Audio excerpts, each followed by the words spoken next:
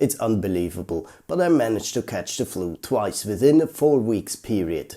And so, while I did start restoring the Osborne one, I couldn't complete it in time. That's a problem with just-in-time production. But fear not, I have another story to tell about this high-screen 386 notebook, otherwise known as the Halican NBA 386 SX25. Recently, its power supply died, plus it had already a defective floppy drive and keyboard beforehand. Then I spotted an offer on eBay for an identical machine that I believed I could use for parting out. The question is, can this second notebook provide me with the spare parts necessary to revive this one here? Retrocomputing is the use of older computer hardware and software in modern times. I'm the Vintage Collector and these are my stories. So here it is, the second notebook that was originally offered as a defective item on eBay for €85. Thankfully, the seller accepted my price proposition for €40. As I said, buying a defective item is always kind of a gamble. You simply never know what you get, or, in other words, what works and what not. Though, as we're going to see in this video, I had really a lucky shot with this one. As you see, it came complete with the power supply, a mouse, instruction manuals and even an original Vobis utility disc. From an outside view, we can immediately spot these breakages in the hinges area. It looks even more disastrous on the backside. And the lid is misaligned and won't fully close. Plus, there is this missing screw here. So for curiosity, let's see if it still powers up. Yeah, it does. And I can hear the hard drive spinning up as well. Though I hear those constant repeated beeps, 3 at a time, which indicates a RAM failure. Well, I might actually be able to fix that, but let's go along for now. A typical issue with any such old notebook is that the rubber feet deteriorate into some kind of sticky goo. Even though I might be throwing away the donor device in the end, I'm cleaning this goo out, as it'll stick everywhere otherwise. I'm using plain alcohol to rub it away. To my surprise, I find the battery in the compartment and I wonder if it still holds a charge. Oh, that's not too bad. It still holds an 8 volts charge. It might actually still be working. I'll then continue in removing the keyboard. For this, the 3 frontmost screws must be removed. Then after, the keyboard can simply be lifted out. I totally like this. It's like someone thought of maintainability. You're right. This construction is definitely one of my favorites, as you can easily get access to the user serviceable parts. Oh boy, look at this. Yet another battery leakage. At least it's far away enough from the mainboard, so chances are good there's no lasting defects. And here's my other laptop that I'm now opening up as well.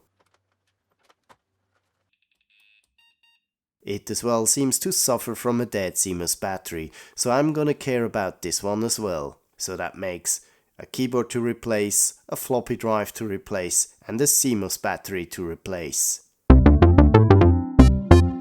Replacing the keyboard is easy. You just disconnect the flatband cables and swap out the 2 keyboards. Be gentle when connecting the flatband cables. It's a bit more delicate to handle than the usual ribbon flat cables. There's not much more to say about the floppy drive. Yank out the old one and put in the spare. Here again, handle the flatband cable with care in order to not damage it.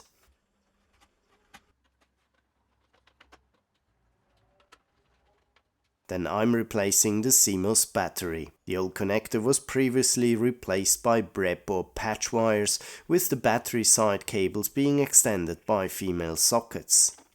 So I'm going to do the same for my new replacement cell here.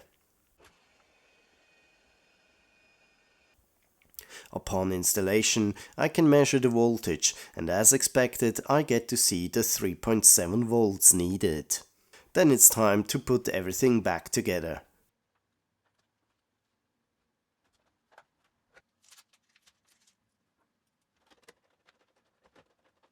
I'll also install the main battery, but we'll check this one later.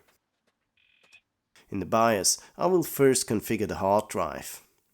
As this device is no longer equipped with a real hard drive, but an IDE to compact flash adapter, I choose a 25 MB capacity setting, which is the Type 38 hard drive.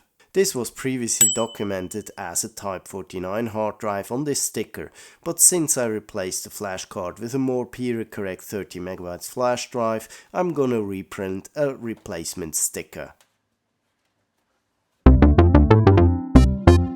Although I had not shown it before, this notebook came with 2 additional floppy disks which contained DRDOS 6. While not original ones, I still thought to give them a try to install the operating system. Well, as it turns out, these are so-called working disks, which were created from the setup utility. Hence, I have to manually run through the usual fdisk format and sys commands and then manually transfer the files over to the hard drive.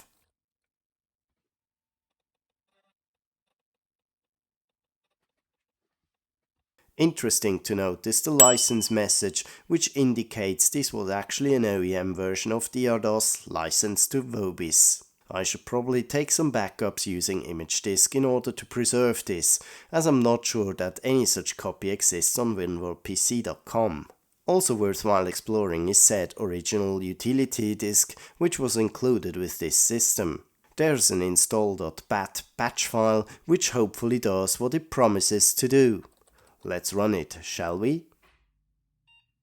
But after a final reboot, the system ended up in kind of a lock screen with no further screen output, but this garbling whenever I keep pressing enter. That's definitely not intended behavior. So I went into config.sys and looked at what had changed. There was this last line for a file called rambios.sys being added. I add a question mark conditional here, so DRDOS would ask to load this driver conditionally. Okay, so with that being said, answering no on the next startup, this drive was bypassed and the system operated fine as expected. Maybe I need to check some setting in BIOS related to Shadowrun to be enabled in order for this drive to function properly. Meanwhile, there's some additional status output shown with many hotkeys becoming available, bringing in additional functions such as the capability to invert the screen. As there was this serial mouse included with the Donner machine, I'm gonna see if it still works. There's no mouse driver included on the aforementioned utility disk, and I was unable to find a high-screen mouse driver anywhere online. But there is this nice all-purpose driver called CT Mouse, which should work fine. It loads without any complaints, and when trying out in Norton Commander, I get a text mode mouse cursor.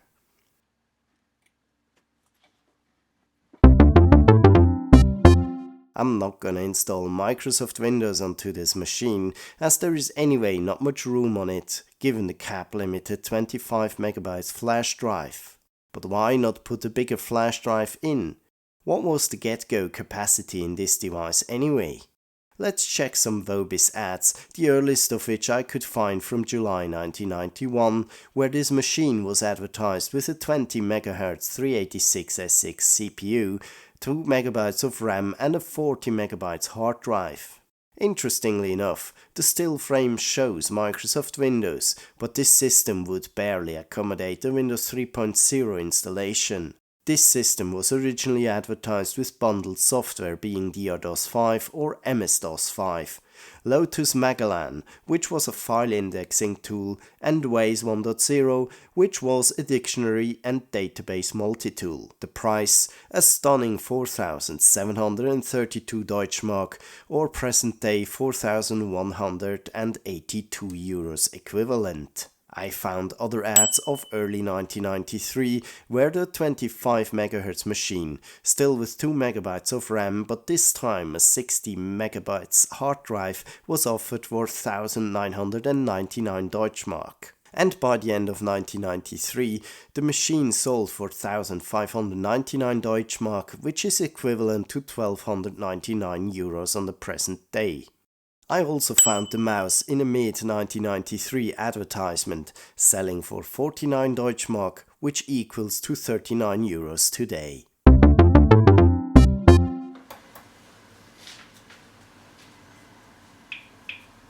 And here's my attempt at running the machine off the main battery. On the first attempt, it barely booted up, so I let it sit a while to charge. And after a while, I could in fact power up from the battery without the mains power supply being connected. I would still need to run a benchmark though to see how long this battery would actually last.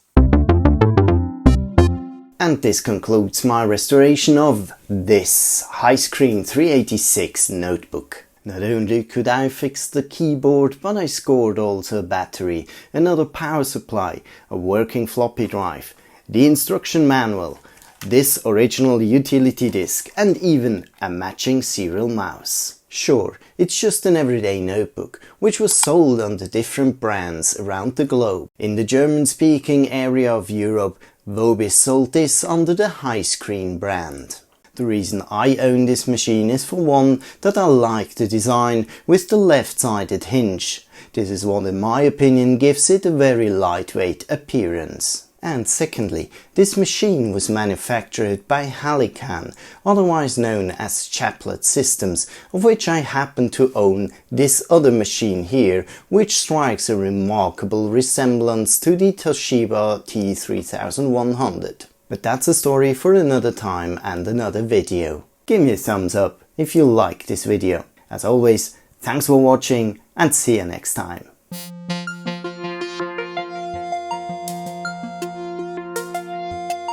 You're about to see some potential upcoming topics for future videos right now. Please let me know in the comments which topics you are particularly interested in. Of course, you can also drop me in some other topics you'd like me to chase down.